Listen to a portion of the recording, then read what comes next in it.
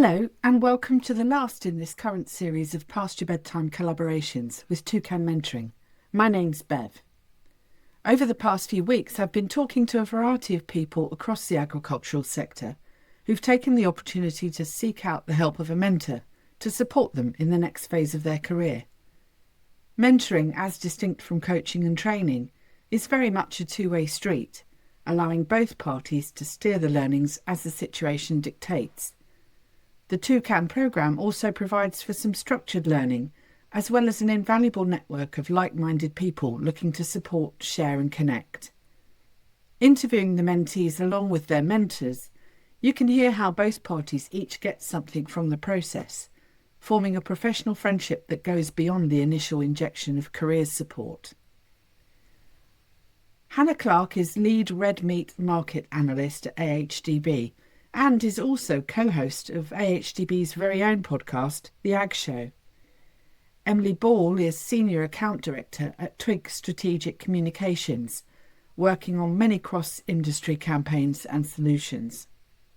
This fun pairing came together 18 months ago, and it's fair to say they were impressed by the matching accuracy of the TwoCan process, despite coming from two very different sectors of the industry.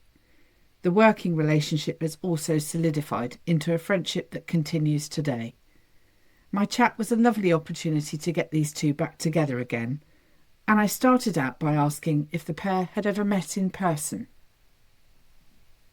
Where you are today as a consequence looking back over it, have you ever met one another in person? Yeah. Oh yeah. Oh, okay. We're quite good. We're quite in-person people, aren't we, Hannah? Yeah, I think so. Good. Yeah. Lot of coffee's drunk, A yeah. lot of coffees. Which mutual kind of like a Starbucks that we found that's like halfway between us is the place that we Well, that's good. like to meet. Yeah. Because that hasn't been easy for lots of people, obviously, because of the geography. So I went through the programme and have still not met mine. And actually, she's down in, I think she's Wiltshire way, and I'm North Yorkshire. And although we tried to get together at cereals and at the Yorkshire show last week, these events are so vast, and you're there one day, not the next, or there's no phone signals. You're sort of And you've got messaging other commitments. Everyone's got other meetings and things they need to be doing at that time. Yeah. So I haven't had the benefit of meeting my mentor, and we're done now. We finished it. So I'm going to maybe kick off with asking you, how long ago was it when you embarked on this journey? So we were given, I mean, it's the old branding. You can't see it, it's blurry. Is it Cultivate Success? It's Cultivate Success, yeah. So we were given these books when we first started, and I tried to make notes because I have a memory of a sieve. And we first met on the 9th of April, 2025. Oh my God, Hannah. That is why I think that's why Hannah's my yin to my yang, because I would have said, about 3 months ago. I don't know. I'm glad you know those dates. And that's only 18 months ago, but it feels like forever, right? Yeah, it really does. And of course, the first time we would have been in the same room was down in Gloucester when we first had those workshops. So we must have done it. We must have been on the same training day, I think, don't you, Hannah? But we didn't necessarily, I don't remember particularly meeting you that day. That sounds terrible, but I think it was a busy day, wasn't it, from all? There's a lot of people there. Yeah. But we did do the same training day. Yeah, well, that's usually the way. By the time the training's been pulled together and everybody's attended that, it's normally when we're finishing off the matching process, so we know who's in the pot, if you like, and then the software does its thing to pull those names together. Okay, let's go back to April then, 2024. Hannah, where were you working? What were you doing then? And how did you end up on the TwoCan programme at that point? So in April last year, so I work at AHDB, still did back then. I was fairly new into my current role, which was a promotion from my previous. And firstly, I think with mentoring, I'd never done it before, and on menteeing, and I'd only ever heard good things from friends, from colleagues about having a mentor, being a mentor, and TwoCan was or Cultivate Success was offered to us as AHDB, and a few of us sort of thought, I think this would be a good thing to do. So we signed up to do it. And I think me being quite fresh into my current role, I had a lot more management responsibility, and I was quite a lot of new things to do in this job. And I thought this is probably a good time for me to join this program and to meet some people that are further along, or meet someone that's further along in their career, and I can just chat about what I'm dealing with and challenges, and get new perspectives on work. Yeah, so it was a bit of a change of your responsibilities at the time, and made it feel like a good fit. So I think in terms of talking about people who've been doing it a bit longer, Emily, she's talking about you here. What are you suggesting, Bev? I can't believe it. A little more experienced. How did you become introduced to TwoCan and want to get involved as a mentor? So, my connection will be much more through the Nuffield side of things. So I've seen the evolution of TwoCan with Helen's Nuffield. I was interested in the subject, watched it with interest as it developed. And then when she reached out in the industry to get people to kind of get involved with TwoCan, I must have been on her list. So, and probably very differently from Hannah, she came to mentoring at a time when she almost had a new challenge in front of her. Whereas for me, one of the things I've really loved about mentoring, and probably the reason I came to it, is that you can get to a point in your age and your career where you feel, I'm not going to use the word stale because I think that's the wrong word completely, but, you can sometimes almost lose your love for something, and getting involved with a mentoring scheme reminds you about why you did love it in the first place. And what's ahead of lots of people and what you can add to it. So I almost came to it as a very different place from Hannah, and therefore got as much, hopefully Hannah might go in and say she got something from it, but I got something different, but I got a lot from it. Yeah, no, I think that's a very common experience. And I don't know if you know, I've come to TwoCan as a mentee myself, and I had reached that sort of point in my career outside of agriculture where I was not going to say stale either, but you sort of feel where to next. So a career shift was my way of resolving that. So that's interesting. Then back to what you said, Hannah, you moved into a new role in AHDB. There was some staff responsibility which you hadn't had before. What would you say your objective was for moving into mentoring, primarily of the new job that you were facing? That's a really good question. And you're not allowed to say good coffee, just good coffee. That's been our main aim, hasn't it? Meeting for good coffee. I wouldn't say I had a particular aim joining mentoring. And did that help or hinder the process? You didn't have a particular aim? It's difficult because I know some people were joining and they sort of had a particular goal in mind, and they wanted something particular to get out or to discuss or make a decision on something. I probably went in with a bit more of an open mind. I like to rephrase that as not having a particular aim. And I think, look, Emily and I have covered a lot of ground in our sessions. In and out of our remit, would you say, Hannah? Yeah. Generally in life, yeah. Well, we're still meeting now, aren't we? Yeah. So we've carried it on from the 6-month cutoff. But I wouldn't say I had a particular aim. Just to chat about, I guess, get some validation on feelings and experiences, and just chat things through, I think. And how are we allowed to say, Bev, we do it for support, actually? Yeah, absolutely. I was going to say, did that present you with any challenges? Because clearly there's a strong relationship that continues, but the fact that it was a loose agenda or not a defined set of goals, did that suit your personality to just run with that? Let's see where it goes. Well, I think so. I mean, so. You kind of, I don't know what Hannah feels, but I worry. I think, are we not following that set pattern of what a mentor-mentee thing should be? And actually, I think we haven't at all. But probably that means we're getting more out of it both of us. And I do, with us, that's like worry, should we be now moving on to the next thing? But actually, we double back, we go back to stuff, we go about something completely off route, and we're still both getting a lot of it out of that way. So yeah, I think that is what makes mentoring different. And I've heard numerous people say that the matching process, or the match that they ended up with, was a success, probably because it's based on attributes and behaviours and values, as opposed to a linear, this person's succeeded in this part of the industry and that's the route I want to follow. Would you agree? I would say, like, one of my first impressions of Emily was that we're really similar. And that pleasantly surprised me, I think, having done the matching process, because you have the survey and you have the interview and you fill out the questions and you think, what do my answers mean? Where is it going to end up? Who am I going to get matched with? And I guess there's a little bit of apprehension there as to, who's going to be on the other end of the phone when we start that first Zoom call.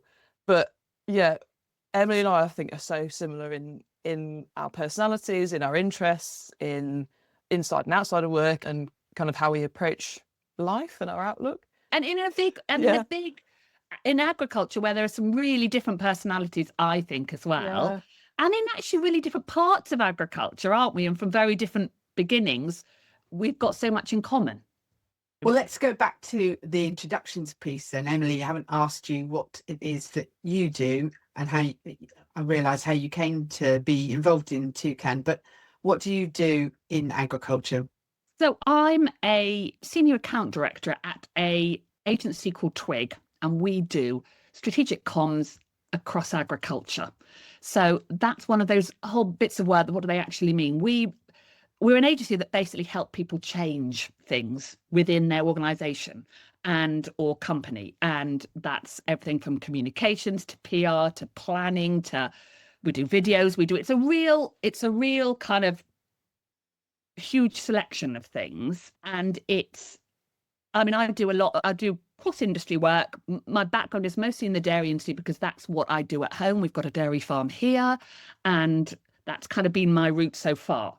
But I'm not from agriculture at all, Bev. I born and brought up in London, medieval history degree, very different kind of background, but a change into agriculture. And that kind of communications role seemed to be a good way of combining some of my skills with the industry that I loved. So, and I've spent quite a long time in a levy board as well. So kind of share that experience with Hannah back in the good old days where it was the Milk Development Council. So very, very soon after the end of the Milk Marketing Board, which ages me a little bit.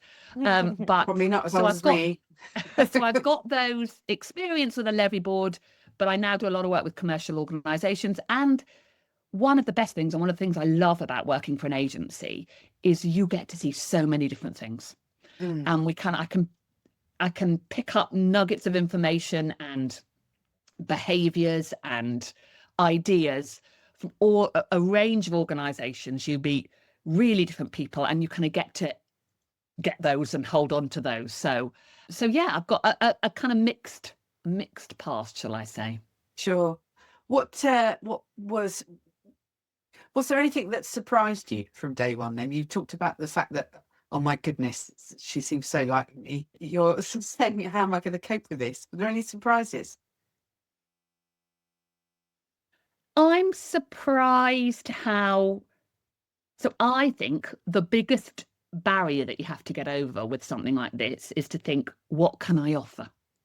You feel like, why? Either way, I would have thought, Hannah, what can I offer? What are we doing the right thing? Is it right? And I suppose what I'm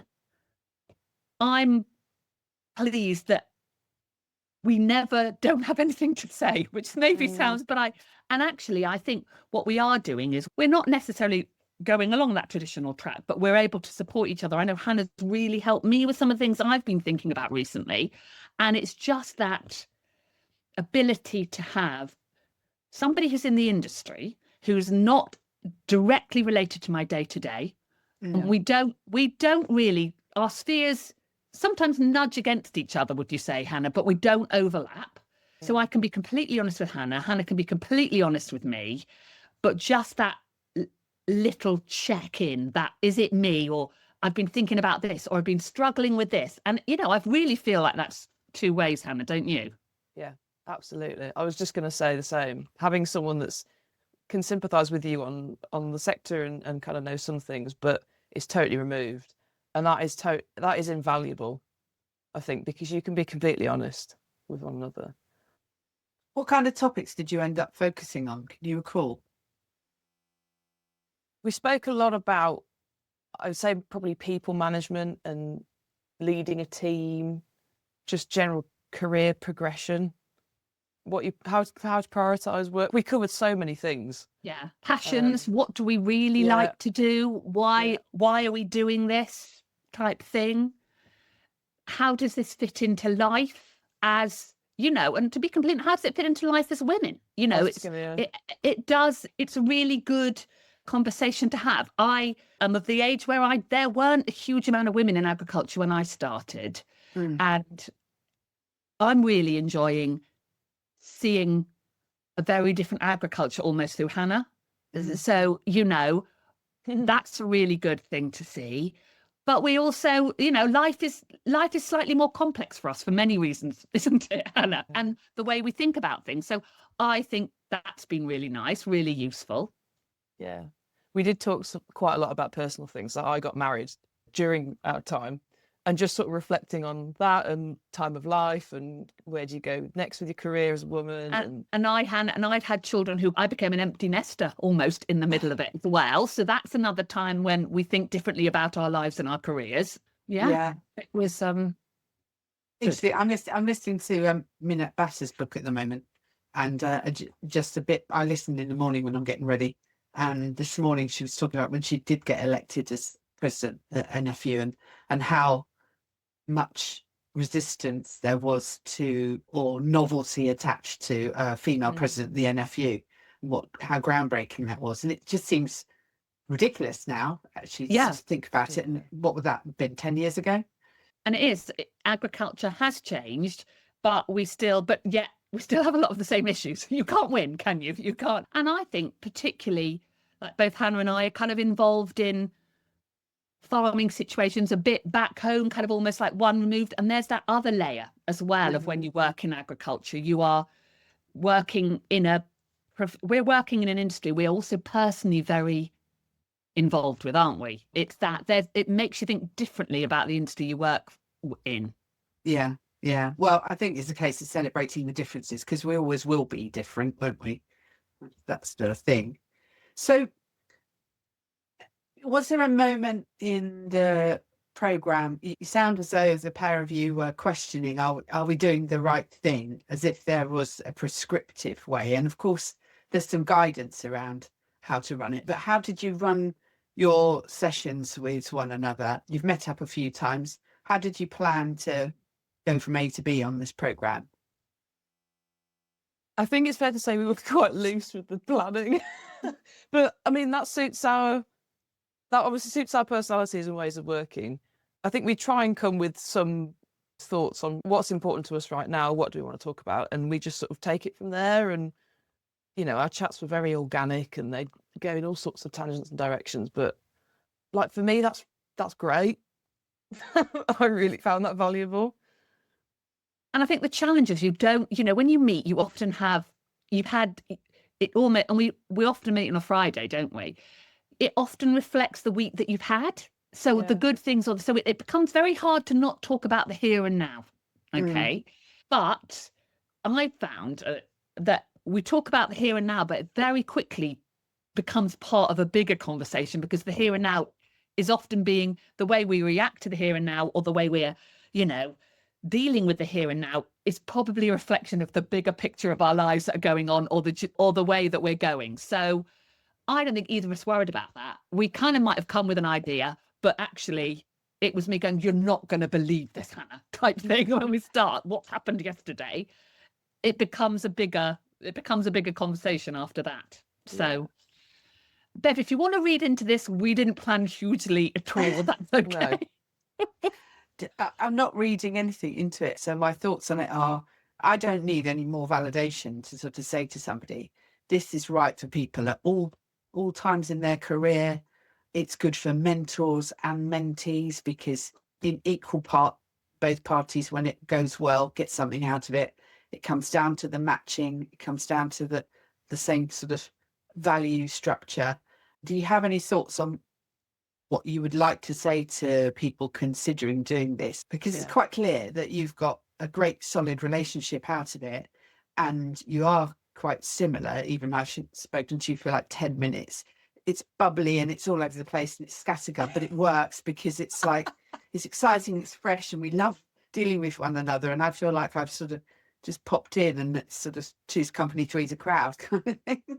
I would say the more you offer and the more you put on the table, the more you get out of it. So try not to be a closed book. It's difficult with someone you've only just met to kind of open up, but try and do it, because the discussions and the conversations go in all sorts of interesting tangents that they might not had you not given a bit more of yourself and really got to know the person.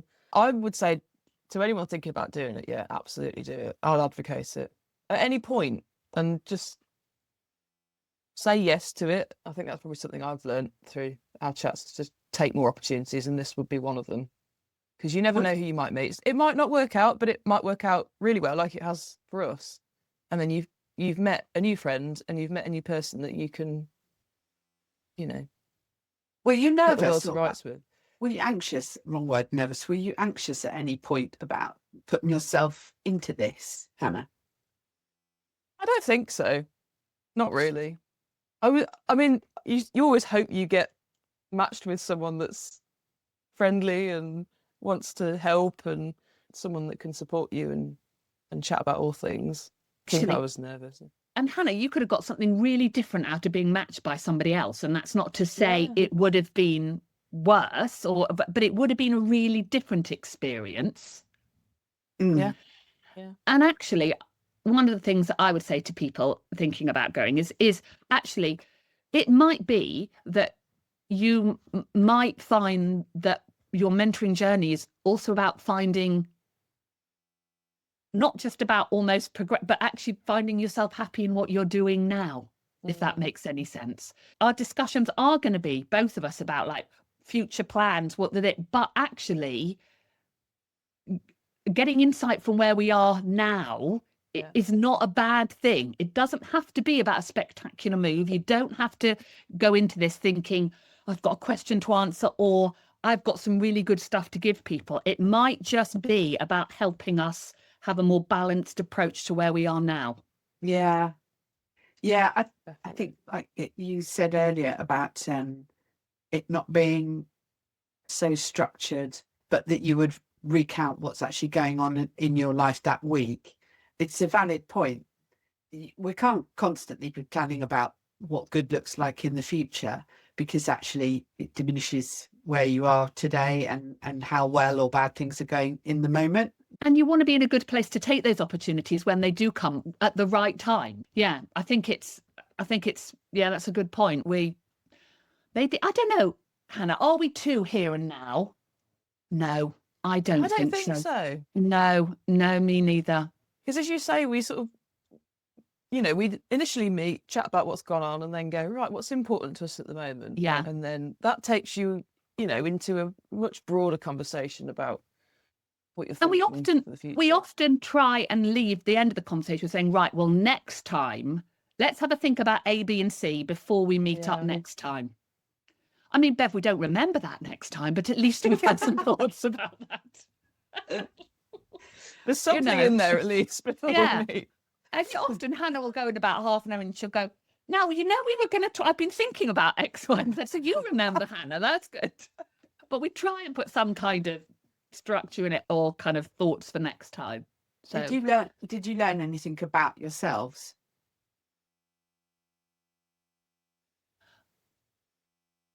I'm happy to go first, but I would say that, again, it goes back to this, Bev. Try something new. Yeah. Give it a go. Absolutely. Doesn't matter, I think you think, what have I got to offer now? One of the things I love so much about Hannah is the way she's like, she can teach me a lot about some new ways of thinking and podcasts and a whole different kind of like side thing. She's upskilled me. But don't worry that you think you haven't got anything to offer, because I promise you, you'll have something to offer someone else. Yeah, definitely. I think the podcast thing's probably something, it ties into something I've learned. Again, it's about trying new things. And when we first started on this journey, I wasn't really in a podcasting situation, but now I co-host the AHDB podcast. Yes. And I think I probably wouldn't have thrown myself into that quite as much had, we not spoken about it and sort of mulled over life and put the world to rights and thought, actually, this is something creative. I'm an analyst, so my job isn't really that creative, but I'm naturally quite a creative person. Mm-hmm. And so tapping into something that pushes those buttons for me through our discussions came out to be quite important and something I should put my energy into. And I think it's going pretty well, the podcast at the moment. I'm really enjoying it. So I'm grateful for that. That's the main thing. Did your relationship with Emily just sort of reinforce or give you that little bit extra confidence boost to think, just go with it? I think so. Yeah, I really think it did. It was either that or we were going to have to open an arts and crafts shop between us. So, Bev, we chose. We had option. I think I was doing sandwiches and you were going to do arts and crafts. I was going to say, how will that come across on a podcast about progressing careers? Like, we actually both just want to open a cafe and I'm going to do sandwiches one side of the shop. I really want a transactional thing off and gone. And you will have a whole range of arts and crafts and you'll be running art workshops. So apart from that, we're fine. As it turns out, podcasting is the way out of that. You're nuts, the pair of you. So, was there anything about yourself that you learnt through the process, either of you? I've learnt that actually I'm responsible for making my own opportunities. There is a way that puts that. As in, I think you can get slightly worn down by work every day. Work is really, and your career can really, and your job, your day job, your everything job can sometimes stop you thinking that actually there are other opportunities within that role that can give you fulfillment. And so mentoring is a way of expressing absolutely that. You're in your zone, you're in your but lane. I think it's given me the confidence to look at other opportunities that aren't the normals. They're not the normal sometimes way our careers should progress. We should go to the next job. We should go to the next big job. Actually, opportunities can look very different. Yeah, I think I would mirror that as well. Just having the discussions with Emily you sort of explore and maybe revisit what is important to you in your job.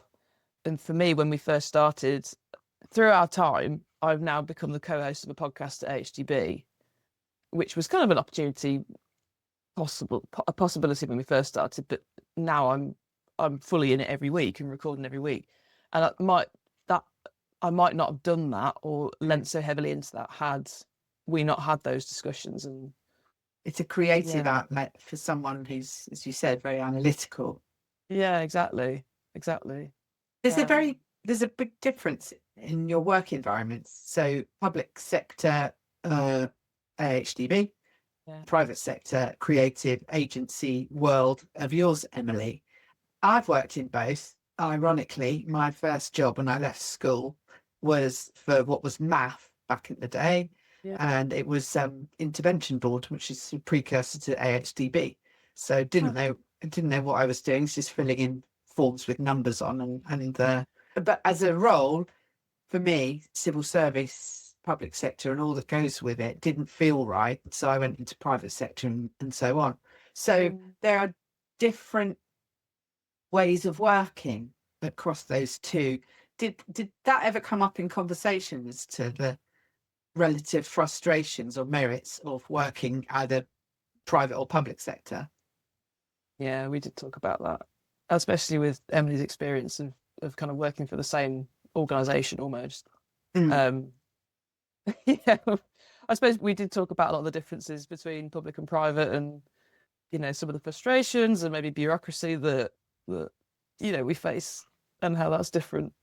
But there's some of the pros. There's pros to it as well, right? The pros are excellence, and actually, one of the things that I love about Hannah is her kind of, and that sounds terrible, like I'm not excellent, but it is that strive for best of. Like you, Hannah will not put anything out or would not think about issuing anything she could stand 100% behind. And that's what we need from a levy board, which sounds wrong, but I suppose what I can bring to Hannah is that commercial aspect. Everything I do has to make financial sense for my client, for Twig, for everything. And I quote a lot and we talk about, and I think one of the areas we've really explored is kind of like people management, what drives people, what teams, how teams work, and all the time I've still got to have that commercial aspect. I've got to have work that gets delivered on time within budgets. We've been able to share kind of insight around that, haven't we? Yeah, I would say that's a really good point. That's probably something I've learned. All that's resharpened in my brain is having that commercial point of view and just putting that commercial hat on every time you're writing something and thinking, how is this helping? Is this really benefiting our customers, our levy payers? And just sharpening that commercial mindset a bit more, I think, has been really valuable, because you fall into habits and you do sort of put stuff out, and then you have different staff turnover and all the rest of it, and you sort of move back into managing people and righting the ship again. You just and get somewhere, don't you? And then you start again. And we've talked about frustrations around that, but So yeah, that's been really valuable, I think. What strengths, Hannah, did Emily display? Don't talk the strength of my coffee, which is really, we don't like it really strong as well. Matcha. Yeah, did I introduce you to matcha? Or did you introduce... I didn't know about matcha. You did me that kind of bubbly tea, that bubble tea thing. That was good. You introduced me to that. Okay. I did know about matcha, but I haven't actually tried it, I don't think. There we go. Should we get back to the question? Strengths. Emily's got loads of strengths.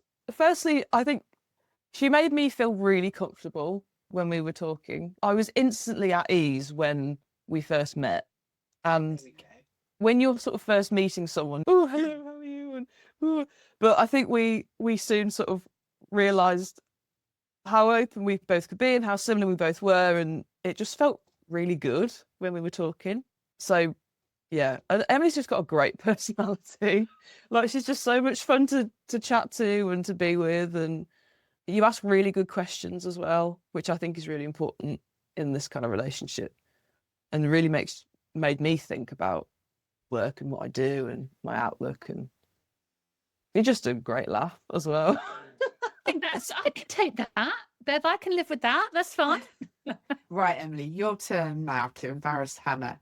Okay, strength of Hannah. I would absolutely mirror Hannah's has made the mentoring thing so easy, because again, it's that ability to converse openly and to not take offense. That sounds terrible, but as in, you're very open-minded with your answers, and we can ask about anything, which I think is really useful, and we can be very truthful about everything, which is so important. But one of the things I think one of Hannah's strengths that she probably doesn't give herself enough credit about is her professionalism and her absolute kind of drive for excellence in her job, in whatever she does. She wants to do it better, which is so inspiring, to be completely honest, because when you work sometimes in a commercial situation, it is literally about almost that next job and then moving on, whereas Hannah's got a much more drive to deliver excellence in the industry, and it's incredibly inspiring. So yeah, thanks, Emily. That's Hannah. There we go. It is my job to force these things out of you, Okay, good. I feel like my answer wasn't good enough now. Your answer was lovely. And it's great. It's such a fun relationship the pair of you two have. I really want to thank you so much for sharing it with us. And it's so lovely to know that you met up. You have, joint love of coffee and fun. And it's clear to see that this is a relationship that will just go on from strength to strength. So I really do want to thank you so much for helping us out with this podcast. You're very welcome. We met up at Pig and Poultry Fair, didn't we? And I actually got to see you at work. I know, that was very strange, because I saw Hannah talking to somebody for work, and it felt very suddenly weirdly professional, didn't it? I'm sure. Did we still have coffee? I think we still had coffee. Yeah, we didn't did. we? Yeah. Good, great, lovely. That's Yeah, fine. we found a That's fine. Starbucks. I think there's a new event in the making, coffee and pig and poultry and Yeah. all things to do with that. Sign me up. Yeah. So terrific. Thanks so much for joining me, and I hope you have a good rest of the week. Thank you so Thank much, you very Bev. This has been much. great. Thank you. Bye-bye. My huge thanks to Emily and Hannah for their time with me today. It's fair to say this pairing displayed all the hallmarks of a perfect match, with the benefits of a mentoring relationship being felt by both parties. Well, as we've reached the end of this special series in collaboration with TwoCan Mentor, I'd like to thank all of the participants: Emily Ball and Hannah Clarke, John Pawsey and Max Randall, Elaine McGladdery and Stasha Napier-Koska, Miranda Paulson, Beth Proctor and John Bates, Abby Cook and Ben Williams, Emma Smith and Sophie Smith. You can hear all of their stories in past episodes going back to May. And my special thanks to Helen Wyman, founder of TwoCan Mentor, for asking me to host these conversations. If you'd like to find out more about how mentoring could impact your career or business, why not take the time to check out TwoCan Mentoring today? You can find all the details on the website twocanmentor.co.uk. That's TWOCAN Mentor, all one word. Thanks for listening today. As always, if you've enjoyed the episode, why not leave a comment or share it with a friend? Hit subscribe or follow for all my conversations from the agricultural world. But for now, if it is past your bedtime, or perhaps it's time to turn in. Until next time.